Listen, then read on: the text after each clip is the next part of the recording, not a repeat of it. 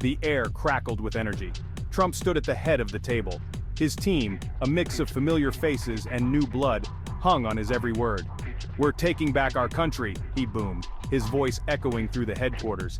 "They underestimated us once. Big mistake." A wave of agreement swept the room, notebooks flipped open, phones buzzed, the fight was on. Trump, energized, fed off their enthusiasm. This was his element, the roar of the crowd channeled through this dedicated few. "Let's go win this thing." Trump, a man who thrives on spectacle, understood the power of image.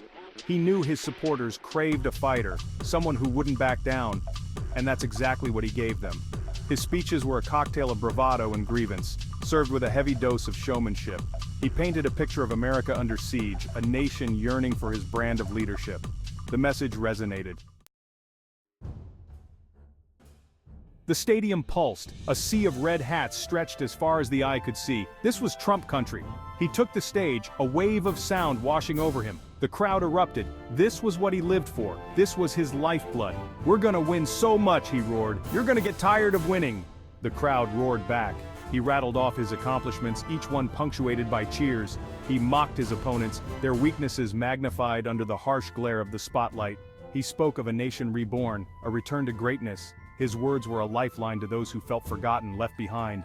They saw in him a savior, a champion for their cause.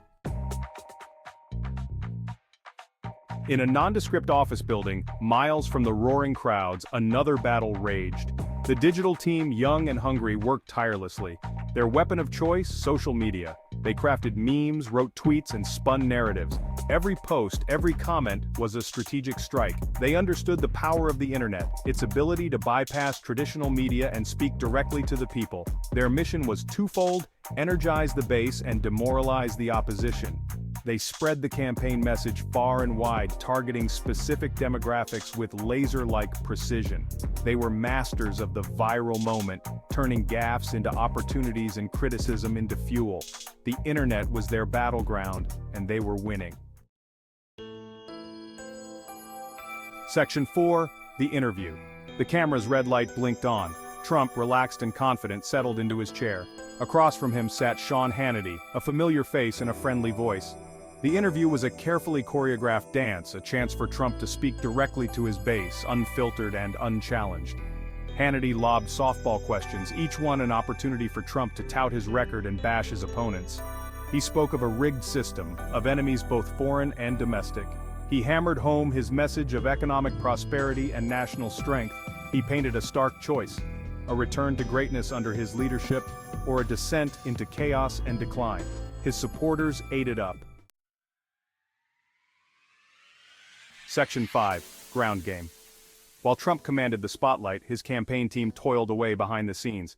Volunteers, fueled by belief and countless cups of coffee, knocked on doors, made phone calls, and registered voters. They were the backbone of the campaign, the tireless foot soldiers who connected with voters on a personal level. They understood that elections are won and lost in the trenches, one conversation, one vote at a time.